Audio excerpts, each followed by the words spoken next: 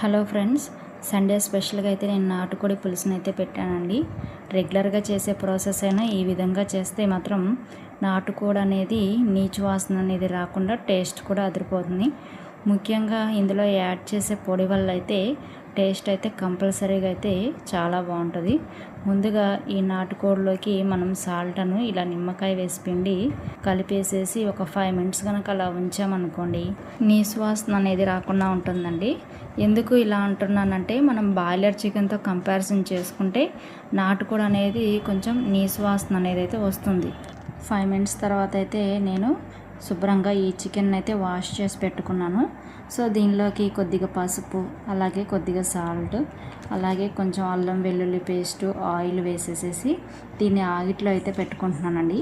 ఇలా పెట్టడం వల్ల కూడా దీనిలో ఉన్నటువంటి రిమైనింగ్ నీసు వాసన అనేది కూడా కంప్లీట్గా పోయి, మనం అన్నం తినేటప్పుడు చెయ్యి అయితే కొంచెం బంకగా అనిపిస్తుంది కదండి నాటుకోడి, అదనేది కూడా లేకుండా ఉంటుందన్నమాట. నెక్స్ట్ స్టవ్ వెలిగించుకొని ఒక సైడ్ అయితే నేను ఈ చికెన్ ఆగిట్లో పెట్టేస్తున్నాను. నెక్స్ట్ సైడ్ ఏమో ఇందులో కలిపే పొడి ఉంది కదండి, దానికి కావాల్సిన ఇంగ్రీడియంట్స్ అన్నిటిని కూడా మనం ఇటు సైడ్ వేయించుకుందాం అన్నమాట. ముందుగా ప్యాన్ పెట్టుకొని ఈ ప్యాన్లోకి అయితే నేను కొన్ని జీడిపప్పులు, అలాగే సన్ఫ్లవర్ గింజలు, అలాగే గుమ్మడి గింజలు, మీరు ఉంటే పుచ్చపప్పు కూడా యాడ్ చేసుకోవచ్చండి. నేను పుచ్చపప్పు అవైలబుల్గా లేదని అయితే ఇది యాడ్ చేయలేదు.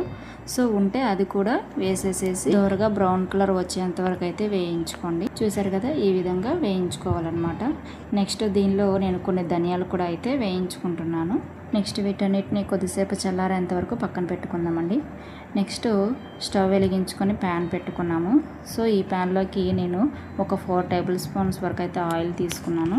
నెక్స్ట్ ఆయిల్ హీట్ ఎక్కాక దీనిలో సన్నగా తరిగి పెట్టుకున్నటువంటి ఆనియన్స్, పచ్చిమిర్చి వేసి అయితే గోధుమ రంగు వచ్చేంత వరకు వేయించుకోవాలి. ఆనియన్స్ కొంచెం వేగిన తర్వాత నెక్స్ట్ దీంట్లో 2 టేబుల్ స్పూన్ల అల్లం వెల్లుల్లి పేస్ట్ వేసి అది పచ్చివాసన పోయి ఆయిల్ నుండి సపరేట్ అయ్యేంత వరకు అయితే వేయించుకోవాలి. సో ఇలా అయిన తర్వాత నెక్స్ట్ దీనిలో ఒక 1/2 టేబుల్ స్పూన్ పసుపు, రుచికి సరిపడా సాల్ట్, అలాగే రుచికి సరిపడా అంటే మీ టేస్ట్కి తగ్గట్టుగా కారం వేసి ఒక 5 మినిట్స్ అయితే వేయించుకోవాలండి. ఇదంతా మంచిగా వేగి ఆయిల్ సపరేట్ అవుతుంది కదా, ఇలా సపరేట్ అయినప్పుడు మనం ముందుగా ఆగిట్లో పెట్టించుకున్నాం కదండి చికెను, అది అంతా అంటే వాటర్ అంతా ఎనిగిపోవాలన్నమాట. సో దాన్ని ఇందులో వేసుకొని కలుపుకుందాం అన్నమాట. సో మొత్తం అందులో కంప్లీట్గా ఉన్నదంతా ఇందులోకి ట్రాన్స్ఫర్ చేసుకొని మూత పెట్టుకొని ఒక 5 మినిట్స్ అయితే కుక్ చేసుకోవాలి.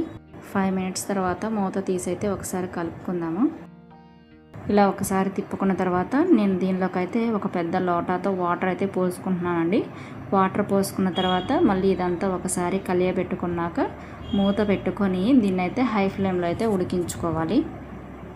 సో ఇప్పుడు మూత పెట్టేసేసి పులుసు అయితే దగ్గర పడేంత వరకు మనం దీన్ని ఉడికించుకుందాం అన్నమాట.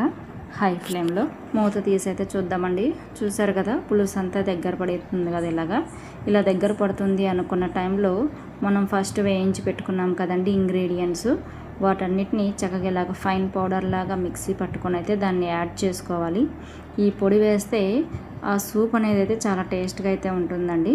ఒకసారి అయితే మీరు కూడా ట్రై చేసి చూడండి. ఒకసారి మొత్తం కలియబెట్టుకున్నాక మూత పెట్టి మళ్ళీ ఒక 10 మినిట్స్ అయితే ఉడికించుకోవాలి. చూడండి, కర్రీ అంతా ఇలా దగ్గరగా ఉడికి ఆయిల్ సపరేట్ అవుతున్నప్పుడు దానిలో ఒక 2 టేబుల్ స్పూన్స్ అయితే గరం మసాలా పౌడర్ని వేసుకోవాలి. నెక్స్ట్ దీనిలో శుభ్రంగా కడిగి పెట్టుకున్నటువంటి పుదీనా, కొత్తిమీరని అయితే వేసి ఒకసారి కలుపుకుందామండి. చూసారు కదా, ఇదండి ప్రాసెస్. ఎంతో టేస్టీగా ఉండే నాటుకోడి కూర అయితే రెడీ అయిపోయింది. దీన్ని కనుక వేడివేడి పొలావ్లో వేసుకొని తింటే ఆ టేస్టే వేరుగా ఉంటుంది. ఓకే ఫ్రెండ్స్, ఈ రెసిపీ కనుక మీకు నచ్చినట్లయితే లైక్ చేయండి. నా ఛానల్ అయితే సబ్స్క్రైబ్ చేసుకోండి. Thanks for watching.